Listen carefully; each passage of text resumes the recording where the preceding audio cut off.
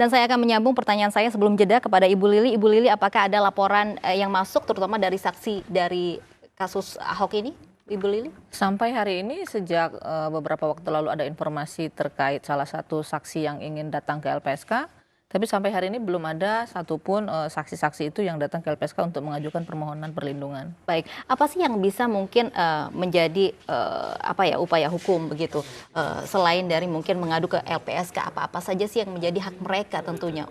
Bagaimana mereka harus melindungi ketika mungkin dalam persidangan mereka ditanyakan tidak sesuai dengan mungkin dalam kasus konteks hukumnya begitu. Apa yang harus dilakukan mereka? Sebetulnya kalau mengacu pada pasal 5 itu ada sejumlah hak yang memang bisa dimiliki oleh saksi ya. Jadi selain perlindungan fisik juga hak untuk bebas dari pertanyaan menjerat. Dan kemudian juga hak dia untuk mendapat pendampingan, kemudian penerjemah dan kenyamanan dia untuk menyampaikan. Lalu ada hak lain adalah soal dia tidak bisa digugat baik pidana maupun perdata, itu di pasal 10 atau di pasal 9 juga kalau ternyata saksi ini tidak berani atau tidak mau memberikan keterangan di depan terdakwa, dia bisa juga menyampaikan keterangannya itu di depan tidak di depan terdakwa tetapi menggunakan media elektronik atau memberikan keterangan di depan pejabat yang berwenang tetapi atas izin majelis hakim. Nah, Baik. sejumlah itu yang bisa dimiliki oleh para saksi tersebut sebetulnya. Baik, artinya jika memang ada aturan hukumnya, saksi-saksi ini tidak bisa digugat, laporan-laporan dari kuasa hukum artinya harusnya ditolak begitu. Kalaupun tidak ditolak ditunda sementara karena kita tahu bahwa siapa yang menyebutkan itu keterangannya palsu pasti di majelis hakim karena ini di area persidangan ya gitu. Jadi bukan mungkin kepolisian menyatakan bahwa semua laporan masyarakat harus diterima, tetapi kemudian setidaknya aparat penegak hukum harus juga bisa melihat ada aturan-aturan main lain yang bisa melindungi orang-orang yang statusnya apa ketika dilaporkan. Sehingga kalaupun diterima ini ditunda untuk tidak diproses lebih dahulu. Iya, Nah artinya itu paling tidak perlindungan yang bisa diberikan melalui aparat penegak hukum. Selain mungkin ketika misalnya mereka mengajukan permohonan ke LPSK, LPSK bisa mengajukan surat untuk meminta penundaan dan mengingatkan bahwa orang ini adalah orang yang dilindungi oleh undang-undang karena berstatus sebagai saksi ataupun sebagai pelapor.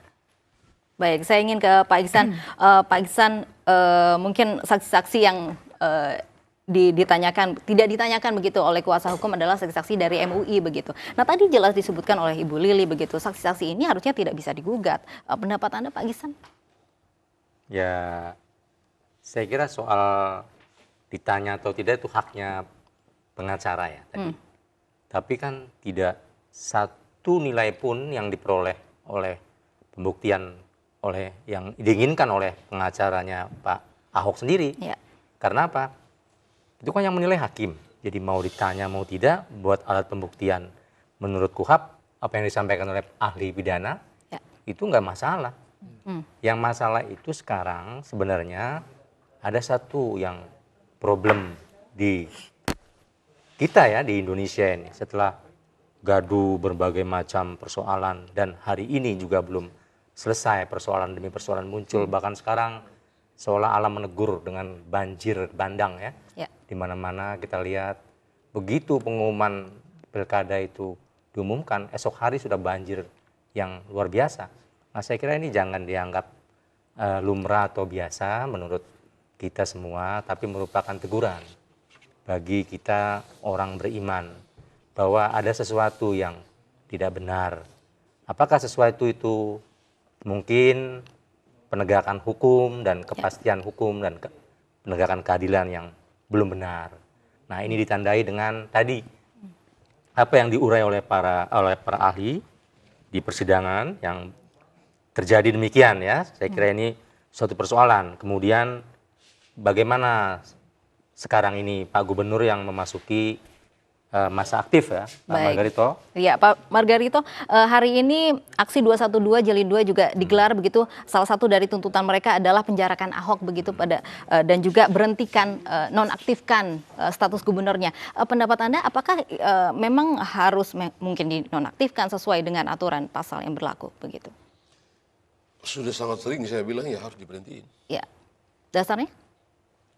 Ya sudah sangat sering pula saya bilang itu pasal 83 ayat 1 dan 2 dan pasal 156 itu simetris, saling tercakupi, saling terliputi. Jadi nggak ada alasan untuk tidak berhentikan. Dan itu sudah berkali-kali saya bilang.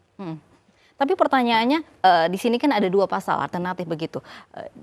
Jika Ahok Ya udah, dipenjara di begitu. bawah Dakwaan apa pasal. enggak? Oke. Dakwaan alternatif itu dibicarakan dalam pasal dalam undang-undang apa enggak? Apakah dakwaan alternatif bentuk-bentuk dakwaan itu sesuatu yang bersifat imperatif dalam KUHP apa enggak? Sama sekali tidak kok. Coba cek pasal 1 sampai 1 KUHP. Menggabungkan dakwaan atas beberapa peristiwa yang tampak berkaitan atau berkaitan baik secara substansi maupun waktu. Itu sesuatu yang tidak absolut. Bagaimana kalau sekarang dibikin dakwaan, 2 dakwaan itu dipisahin? Diberhentiin enggak? Oke. Jadi ini udahlah, nggak ada alasan untuk tidak diberhentiin. Mahkamah Agung tidak mengeluarkan ini fatwa tidak dikeluarkan oleh Mahkamah Agung ya. Isu yang beredar di luar bahwa perkara ini sedang berlangsung juga tun sedang berlangsung ya. Nah, ini kan sebenarnya cuma alasan, begitu. Cuma dia harus ada yang mereka jawab. Jadi mereka jawab begitu doang. Tapi secara substansial yakin sekali mereka tidak berani mengatakan bahwa karena cara pandang dari sudut hukumnya memang harus berhenti. Baik, ada baiknya harus berhenti memang. Bukan ada baiknya secara hukum harus berhenti. Secara hukum Anda ini harus pakai hukum berhenti. apa di Republik ini? Pakai konstitusi atau pakai apa? Oke. Nah, saya mau bilang begini. Betul, ini sekarang belum ada putusan begitu ya. Tapi Eisenhower, Eisenhower itu presiden Amerika Serikat yang kesekian itu, dia secara pribadi tidak suka terhadap, dia tidak terlalu care, tidak antusias terhadap ras diskriminasi di Amerika, terutama di selatannya, negro di satu kelompok dengan orang putih di satu kelompok. Dia tidak peduli, malah dia sebenarnya senang dengan kelompok putih. Begitu ya. Tapi begitu putusan Mahkamah Agung keluar dan menyatakan bahwa segregasi sosial itu, segregasi rasial itu bertentangan dengan konstitusi, dan itu harus dipulihkan, tetapi pada saat yang sama Gubernur Orval Faubus, Gubernur Arkansas itu menolak melaksanakan atau memenuhi putusan itu. Apa yang dilakukan oleh Eisenhower? Dia kirim pasukan. Kau tunduk pada konstitusi atau apa? Dia kirim pasukan, tunduk pada konstitusi. Tidak ada. Itu presiden berkelas. Presiden berkelas itu mengurus hal-hal yang berkelas. Tunduk pada perintah konstitusi. Bukan yang lain di luar itu. Tidak suka memang. Karena teman kita ini betul, tapi ada punya kewajiban. Yang kewajiban itu dinyatakan dalam sumpah. Demi Allah, saya melaksanakan undang-undang dasar dan undang-undang seadil-adilnya, selurus-lurusnya demi bangsa dan negara. Demi Allah, bukan demi kawan. Entar nanti mati kau ditanya lagi, kenapa lu begini?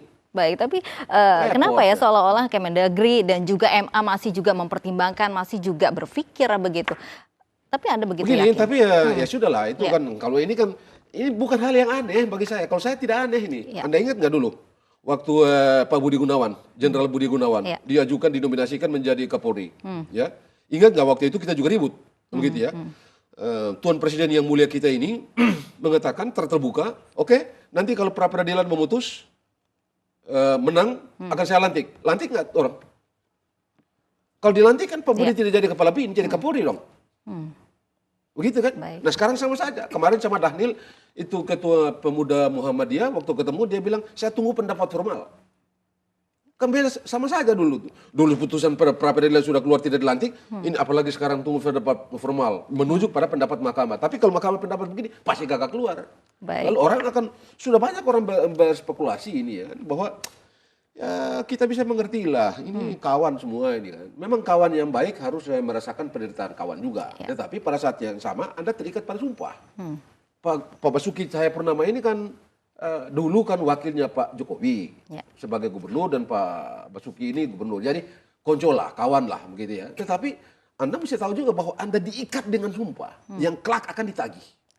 Ini yang begini ini manusia sekuler seperti manusia seperti Thomas Jefferson pun tunduk dan taat pada sumpah ini. Sumpah ini kan tidak menurut Margarito saya bersumpah, tidak, atau menurut Ustadz ini tidak. Demi Allah. Baik. Allah ini bukan siapa atau siapa, bahaya kita. Baik, oke Pak Margarito, kita akan lanjutkan perbincangan kita. Special Report masih akan kembali usai jeda berikut ini.